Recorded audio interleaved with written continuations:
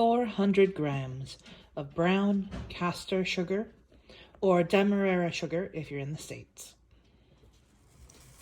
600 grams of coarse sea salt. 12 juniper berries. The only place that I've been able to find this, besides going online, is in World Market in person. Next up, we have 3 bay leaves.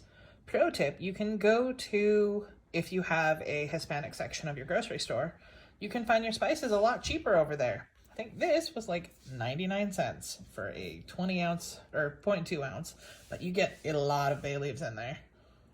Now the recipe that I use says to use 12 black peppercorns. However, I really like a strong pepper flavor, and I also like multicolored pepper. As you can see, we've got pink, white, and black. I use 24 peppercorns, and I haven't had it let me down yet. Once again, the original recipe that I used said to only use 12 cloves. However, I like to double it. I like a stronger taste, and honestly, it's not overpowering. If I use 12, I want more of the flavor, so 24 whole cloves, according to me. Not every recipe calls for star anise. However, it doesn't taste like Beigel bake. It doesn't taste like the salt beef that you want it to from England unless you have star anise in there. Once again, this is another one that I got from World Market. I'm sure there's other places you can get it, but it was super easy to find. Next up, you're gonna put all of your ingredients into a large soup-ish pot. Whatever pot you use for like when you make spaghetti, that's the pot you wanna use for this. There are some people that toast off their spices so that they get a deeper, richer flavor. I'm not at the part of my life where that's me.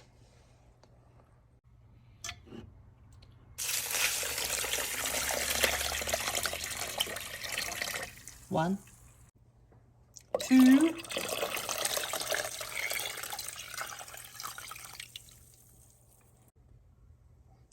3.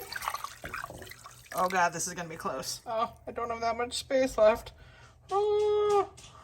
Say a little prayer for me. Are we gonna make it? Are we gonna make it? Oh my God, it's so close. Oh my God, it's so close. Oh my God, it's so close. Nope, nope. Abandon ship. We're switching pans.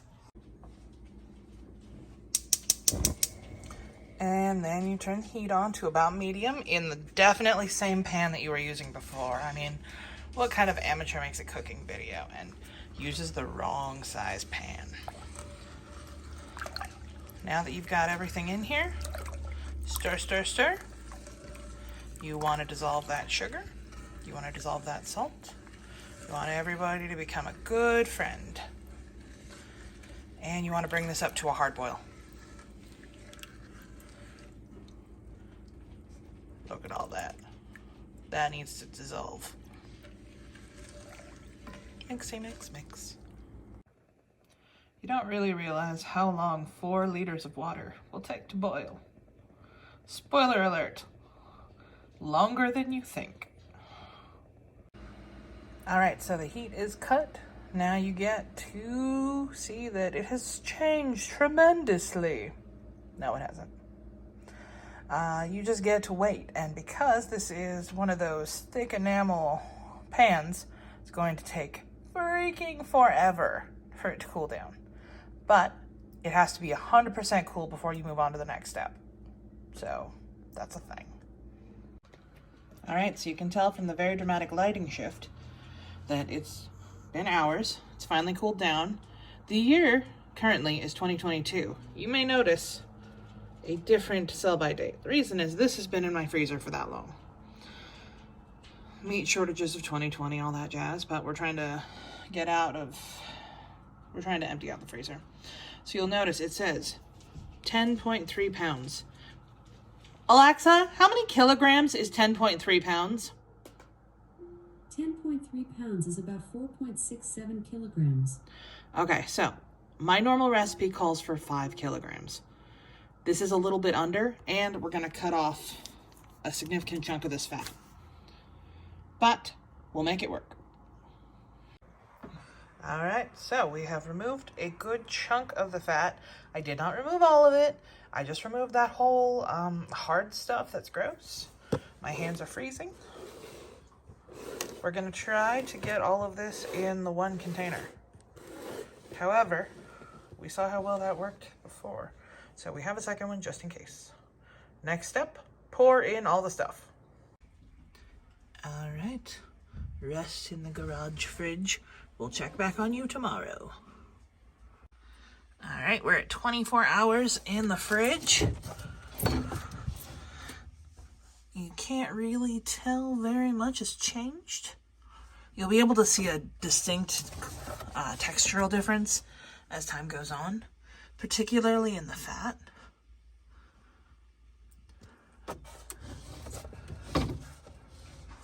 Alright. There we are. Day 1. Day 2. You can kind of see the fat is starting to change a little bit. And maybe a little bit in the meat.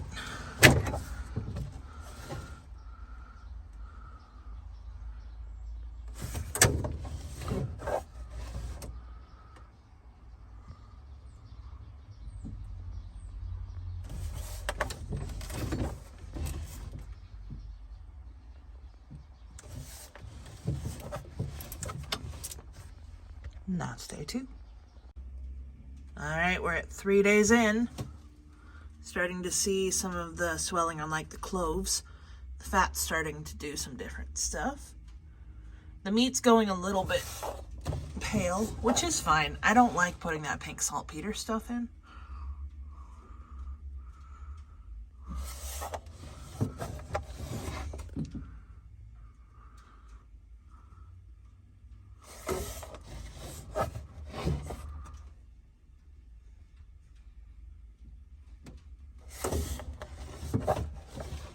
Day 3. I'm gonna level with you. I've missed a couple days, but you can tell the processes are still occurring. That meat, you can tell, especially the feathering right here. You can also tell that some of the fat is starting to separate a little bit. Look how much is on that aniseed. Well, star anise. Everything is happening all according to plan. Technically, if you wanted a different set of taste, you could be finished with this tomorrow.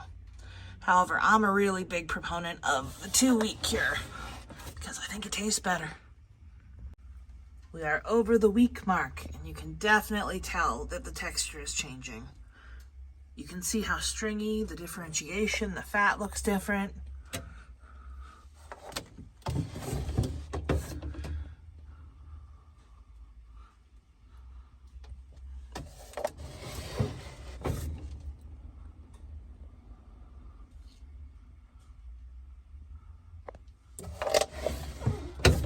Bay leaves are still holding on. Everything's still submerged. Getting closer. All right, so after 15 days, this is what you're looking for. That slight translucence. You can see that there's no mold on this or anything.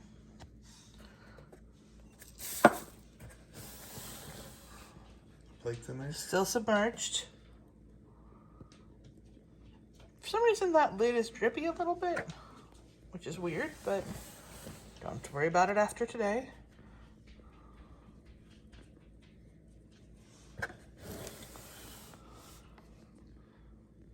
See, that separation is totally new.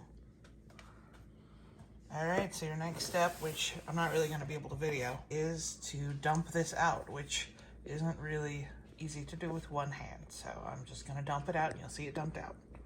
So this is what the meat looks like once it's once you've poured it out. You've noticed it's a totally different color.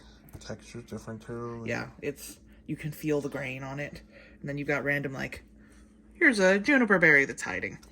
You'll have these random things, so you'll want to rinse it a time or two and then put it in a big pot of water with some seasonings that I'll show you now. We have the rinsed beef in there. We have 2 onions. We have a few carrots chopped in half. Now we just put in the seasoning. We don't put in a lot of seasoning because it's been sitting in seasoning. A few bay leaves, some peppercorns, some juniper berries. That's it. Pour it in. Fill it up with cold water. All right, so you want to just cover it Bring it to a boil, and once it comes to a boil, then you let it simmer for 4 hours. All right, so this is a hard simmer, but I don't want to get it up to a harder boil than this. So what we're going to do now is turn it down to very low heat, and 4 hours from now, we'll be having salt beef. So fun fact, you're going to want to make sure you keep an eye on it, because I have the heat to next to nothing, and now it's boiling harder than it was before. So we're turning it to quite literally the lowest it goes now. And we've still got... Alexa, how much time is left on my timer?